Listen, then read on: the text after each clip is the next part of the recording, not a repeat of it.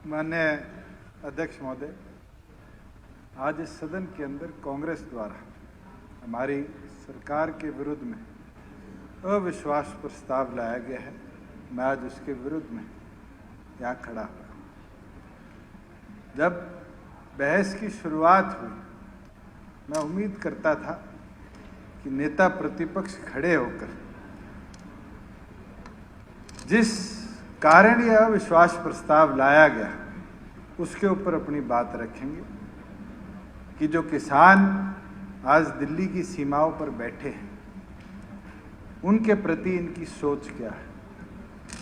ये बात रखेंगे कि कैसे 3 कानूनों ने कृषि क्षेत्र को कमजोर करने का काम किया, मगर जिस तरीके से नेता प्रतिपक्ष ने अपनी बात रखी और रखते हुए पहली लाइन में ये कह दिया कि मैं कृषि कानूनों पे चर्चा नहीं करूंगा, ये आज इस प्रदेश की जनता को भी और देश को भी दिखाने का काम किया कि ये कितने गंभीर सोच के साथ हमारी सरकार के विरुद्ध अविश्वास लाए। उनने बात करी अनएम्प्लॉयमेंट तक की, उनने बात करी प्रदेश के अंदर स्कैम्स की, उनने बात करी कैसे कृषि क्षेत्र कमजोर हो गया। अध्यक्ष महोदय, इस सदन के अंदर पिछले 1.25 साल से निरंतर अलग अलग विषय पर चर्चा, हमारी सरकार ने इनके एक एक सवाल का जवाब भी दिया और गंभीरता के साथ अगर कोई अनियमितताएं थी तो कार्रवाई करने की भी हिम्मत रखी। मगर एक चीज जो कल परसों और आज देखने को मिली हमारे विपक्ष के साथियों में, वो मेयर फ्रस्ट्रेशन है और धीरे धीरे कर अपनी पोल खोलने का काम किया। परसों बत्रा जी ने बात रखी कि कॉन्ट्रेक्चुअल फार्मिंग हुड्डा जी ने 2014 में इंट्रोड्यूस करी। आज हुड्डा जी ने खुद सदन में किताब पकड़ने के बाद जब अभय सिंह यादव जी ने कहा कि एपीएमसी एक्ट की सिफारिश भी आपने करी, फिर छाती पीट के कहा कि एपीएमसी एक्ट की भी सिफारिश हमने करी। मुझे एक चीज तो बताओ, एक कहावत है, मैं जरूर बोलना चाहूंगा कि मुंह लाए डूमनी गावे अचल पचल। धीरे धीरे कर अपनी सारी पोल खोल दी कि किस तरीके से इन लोगों ने इन कृषि कानूनों को देश की जनता के आगे पहले काला कानून बताया और फिर किस तरीके से मिस रिप्रेजेंट किया कि ये कानून तो केंद्र ने लाने का काम किया, एनडीए ने लाने का काम किया। मगर सदन में खड़े होकर कहते हैं कि हाँ, इसकी पहली सिफारिशें मेरे द्वारा करी। अध्यक्ष महोदय, अगर कृषि क्षेत्र के इतने हितैषी ये लोग थे तो इनको वो 10 साल भी याद रहने चाहिए जिसके अंदर सेक्शन 4, सेक्शन 6, फिर सेक्शन 9 और फिर एक्विजिशन का जब समय आता था तो निर्णय बदल लिए जाते थे और किसान की जमीन जब प्राइवेट बिल्डरों के नाम रजिस्टर हो जाती थी तो रिलीज कर करोड़ों का मुनाफा किसको दिया जाता था। मैं पूछूं सवाल, बीपीटीपी किसकी कंपनी है बताइए? प्रदेश के अंदर ग्रीन बेल्ट में किसके पेट्रोल पंप लगे बताइए? रिलायंस को 1000 एकड़ जमीन किसने एक्वायर कर जबरदस्ती किसानों से देने का काम किया? अध्यक्ष महोदय, 70,000 एकड़ से ज्यादा जमीन इस तरीके से 10 साल में लूटने का काम किया। अनूप जी ने ठीक बात कही, गीता बुक्कल जी परसों प्रेज करी थी, अभी सदन में नहीं है, कि हुड्डा तेरे राज में जीरी गई जहाज में। वो राज में एक बार नारा लगा होगा, मगर 10 साल ये नारा लगा कि हुड्डा तेरे राज में किसान की जमीन गई ब्याज में। किसान को ऐसे लूटा गया। अध्यक्ष महोदय, हमने पिछले 1 साल में 2 फसलें प्रोक्योर जो करी हैं, खरीफ की और रबी की, कोई छोटा अमाउंट नहीं है। हरियाणा तो बहुत छोटा प्रदेश है, 2% आबादी देश की है, फिर भी 30,000 करोड़ की अलग अलग प्रकार की फसलें एमएसपी पे प्रोक्योर करने का काम किया है। और हम आज भी कहते हैं, आप 1 अप्रैल से देखिएगा मंडियों में पिछली बार कोविड में 1850 सेंटर बनाए थे, किसी किसान को रात को गेहूं लेके मंडी में नहीं सोना पड़ा। इस बार भी वो व्यवस्था बनाई है। इस बार भी प्रत्येक किसान को ये विश्वास दिलाते हैं कि जब आप मंडी में अपनी फसल लेकर आएंगे, जैसे ही आपका जे फॉर्म कटेगा, 2 दिन के अंदर आपके खाते में डायरेक्ट बैंक ट्रांसफर आपके पूरे मूल का हमारी सरकार करने का काम करेगी। अध्यक्ष महोदय, आज रेस चल रही है कि किस तरीके से सत्ता परिवर्तन करती है। मैं हुड्डा साहब के बाद सेकंड करने के लिए कादयान साहब खड़े हो और बहुत बड़ी बात करी। मैं मेरे ऑफिस में सुन रहा था कि आंख बंद करो, चौधरी देवीलाल जी को देखो। वो एक शख्सियत नहीं थे, वो अपने आप में एक ऐसी व्यवस्था थे।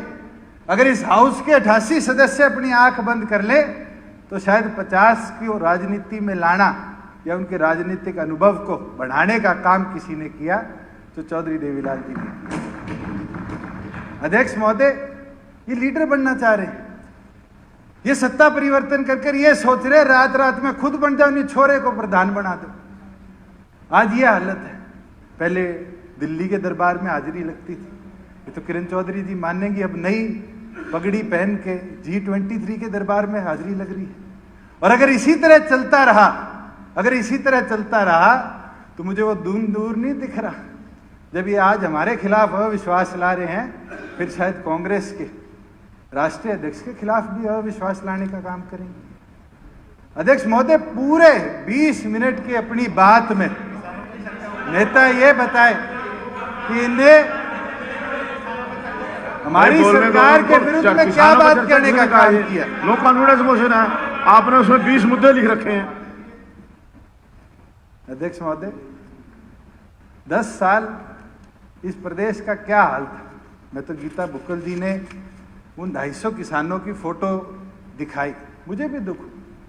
आज कोई भी नागरिक इस देश के अंदर अगर किसी भी विरोध प्रदर्शन में अपनी जान खोता है, हमारी सबकी संवेदनाएं उनके प्रति है। मगर ये तो वो लोग हैं, जब टीचर इनके दरवाजों पर आई तो सीधी गोली मार के उनकी जान लेने का काम किया। ये तो वो लोग हैं, जब हीरो होंडा के कर्मचारी धरने पर बैठे तो पार्क में पहले उनको घेरा और फिर लाठियों से पीटने का काम किया। ये तो वो लोग हैं, मारुति के अंदर जाकर लाठीचार्ज करने का काम किया। मैं तो एक चीज आपको बताना चाहता हूं, किसान आए, बिल्कुल रिजॉर्ट हुआ, हमने भी किसी तरह का बल प्रयोग नहीं किया। हमने सहानुभूति के साथ जरूर law and order situation maintain प्रदेश में रहे, संभाल के हमने कदम उठाए। और आज भी दिल्ली के बॉर्डर पर जो किसान बैठे हैं उनको मूलभूत सुविधाएं प्रदान करने का काम हमारी सरकार का है। अध्यक्ष महोदय, मैं एक चीज जरूर बोलना चाहूंगा,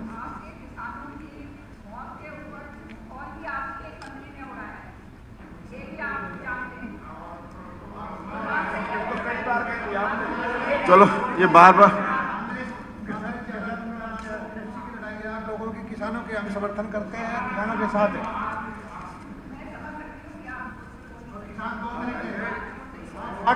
दलाल किसान के समर्थक है। दलाल जी किसान के समर्थक प्लीज, बोल लो जी। उनको मंत्री जी प्लीज। वहां जाते हैं आप बहन जी, वो गुलाब नबी आजाद गए थे ना कश्मीर में, कटरे वहां जाते हैं, ठीक होता था मिला।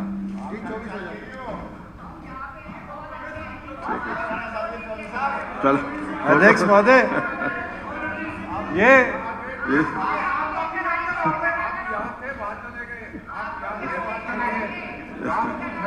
सही सलाह दे रहे हैं, सरकार में मंत्री टाइम लेते सलाह दे दी। चलिए अध्यक्ष महोदय, मैं तो इतना पूछना चाहूंगा, इन लोगों ने पिछले 4-4.5 घंटों के अंदर प्रदेश की सरकार की कोई ऐसी कमी बताने का काम किया हो जिसके खिलाफ ये अविश्वास नहीं करे। आज इनने बात क्या करी कि ये हो गया, ऐसे हो गया। मैं इनसे पूछता हूं, आपकी भी सरकार थी, भूपेंद्र हुड्डा जी चीफ मिनिस्टर थे, पानीपत के अंदर किसके मुंह पे थप्पड़ पड़ा था? 2016 के अंदर तो आप विपक्ष में थे, नहीं, उनने कहा गांव में नहीं घुसने दिया जा रहा। पर्सनल तो मैं जवाब ही दे रहा हूं।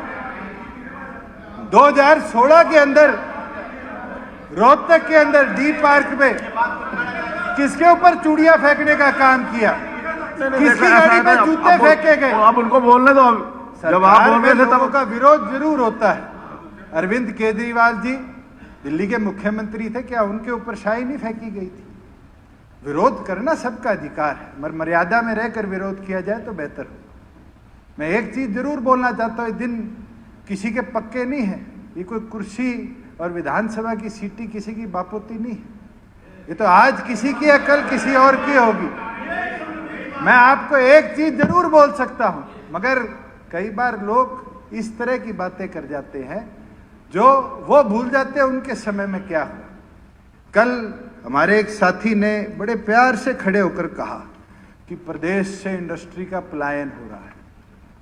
ये floor of the house in parliament कल आंसर दिया गया, और इसके अंदर हरियाणा का नाम नहीं है। Zero industry has moved out of Haryana, बल्कि आपकी शासित राजस्थान के अंदर 479 कंपनियों का पलायन हुआ है।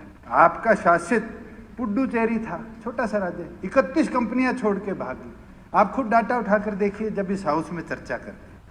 हम तो बड़ी गंभीरता के साथ आज इंडस्ट्री को लेकर आने का काम कर रहे हैं, और आज उसका नतीजा है कि पिछले 1.25 साल में 17,000 करोड़ की इन्वेस्टमेंट, जिससे लगभग 9,000 से ऊपर नए रोजगार हमारे प्रदेश में बनेंगे, उसके ऊपर गंभीर कदम हमारे प्रदेश की सरकार ने उठाया है।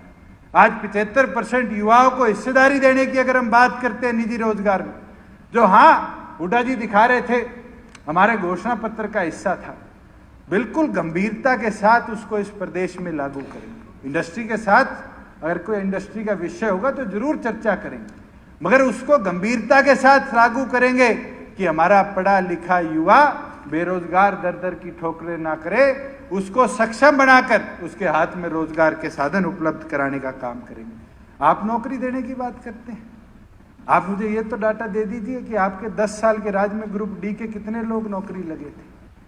आज ये हालत है कि आपके पास आंकड़े नहीं हैं। एक नारा जरूर था हरियाणा नंबर 1 का, और लोगों ने कहां लाके छोड़ा था? तीसरे स्थान पे। आपको याद होना चाहिए। अध्यक्ष महोदय, मैं एक चीज जरूर बोलना चाहूंगा। आज थोड़ा सा शॉर्ट काद्यान साहब ये बात कह रहे थे थोड़ा सा शॉर्ट कर कि हमने चुनाव में क्या क्या बोला। मैं एक चीज आपको विश्वास के साथ दिला सकता हूं, भारतीय जनता पार्टी हमारी नेचुरल अलायंस है। चौधरी देवीलाल जी जनसंघ के साथ जुड़कर इस सदन में आए थे, चौटाला साहब आए थे। आज जननायक जनता पार्टी बनी तो आज हम भी खड़े, और इस प्रदेश को और मजबूत बनाने के लिए खड़े। मगर इतिहास तो बताइए, कांग्रेस के साथ कब खड़े हो? इतिहास तो गिनवा दो। आप तो वो लोग थे जिनने इस राजधानी को गिरवी रखने का काम शुरू कर दिया था जब चौधरी देवीलाल जी ने आपके विरुद्ध मुहिम शुरू करी। अध्यक्ष महोदय, मैं एक चीज जरूर बोलना चाहूंगा कि आज केवल मात्र कांग्रेस की एक ही मंशा है कि यहां अविश्वास ना आए, यहां सत्ता परिवर्तन हो, और सत्ता कांग्रेसियों के हाथ में है। मैं एक चीज जरूर बोल सकता हूं कि ये मुंगेरी लाल के हसीन सपने देखने छोड़ दें।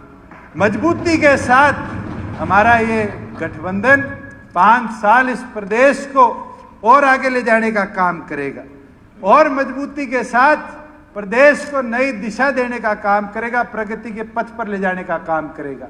और इस सदन में ऑन रिकॉर्ड बोलता हूं कि आने वाली 1 तारीख से जब प्रोक्योरमेंट शुरू होगी, जो भ्रम आपने फैलाया था कि मंडियां बंद हो जाएगी, एमएसपी खत्म हो जाएगी, हमारी सरकार मंडियों को और मजबूत भी बनाएगी, और एक एक किसान को उसके एमएसपी का मूल्य 2 दिन में उसके खाते में देने का काम करेगी। मैं तो एक चीज जरूर अंत में बोलूंगा, आज एक हालत विपक्ष की जरूर बन गई है। अपने हरियाणा में एक कहावत है। दुष्यंत जी, एक मिनट, सदन 30 मिनट के लिए और बढ़ाया जाता है।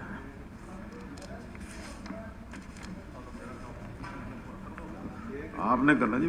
अध्यक्ष महोदय, अपने स्टेट में कहावत है, भैंस छतरी देख के चिमक जाती है, अपना रंग देख के नहीं। आज ये हालत कई लोगों की हो चुकी है। जो हमारी पार्टी को जो केवल मात्र 2 वर्ष के अंदर बनी, आज लोगों के विश्वास पर खड़ी है, सरकार में बैठी है, उसको देख के डर जाते हैं। मैं तो आप लोगों से आग्रह करूंगा, जनता का विश्वास पहले आप लोग अपने पक्ष में करने का काम करें। आज ये हालात है कि जनता आज आपके पक्ष में नहीं है। आपका साथ लगता हुआ राजस्थान, एक साथ लगता हुआ पंजाब, आपके ही दोनों प्रदेश में पार्टी का शासन है। मैं तो आपसे आग्रह भी करता हूं और इस फ्लोर पे आपको चैलेंज भी करता हूं कि 1 तारीख से प्रोक्योरमेंट शुरू करवाओ और वहां पर भी ग्वार, बाजरे की, आज वहां पर हम बात करें जो 6 फसलें हरियाणा प्रोक्योर कर रहा है एमएसपी पर, आप अनाउंसमेंट करवा कर दिखा दो कि इस बार चना भी एमएसपी पे खरीदा जाएगा, दाल भी एमएसपी पे खरीदी जाएगी।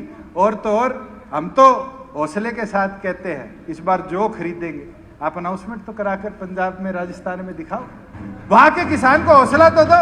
हम तो अपने किसान के प्रति संबंधित है। मुझे याद है 5 साल पहले टमाटर सड़कों पर दादरी में गिरा करता था। सोमवीर जी बैठे हैं, पिछले साल हमें ये पता चला 52 के अंदर ना उनका टमाटर उठाकर 52 योजना के तहत हमने राजस्थान की फैक्ट्रियों में बेचा। हमारी सरकार गंभीर है कि केवल मात्र ये 5-6 फसलें नहीं, चाहे सब्जियां, चाहे और ऐसी प्रोड्यूस हो जो किसान की मेहनत से, लगन से आज उगता है, उसको पूरा भाव देने का काम करें। और मैं तो शकुंतला खट्टक जी की उस कविता का धन्यवाद करूंगा जो पढ़ते पढ़ते वो इतनी भावुक होगी कि वो बताने लगी, खेती कर कर देखो, खेती कर कर देखो। मैं तो विपक्ष के साथियों को बोलूंगा, ये गमले में ग्रास वीट उगाड़ कर छोड़ दो, आ जाओ खेतों में जाओ, किसान की समस्या सुनो। अगर वीट ग्रास का पानी गमले वाले गेहूं से पियोगे तो फिर किसान की लड़ाई नहीं लड़ पाओगे। इसलिए आप लोगों को पहले अपने नेतृत्व में विश्वास लेना चाहिए। मैं इसके साथ इस नो कॉन्फिडेंस मोशन का विरोध करता हूं और आपको पूर्ण विश्वास दिलाता हूं कि हमारी सरकार मजबूती के साथ 5 साल पूरा करने का काम करेगी। बहुत बहुत धन्यवाद।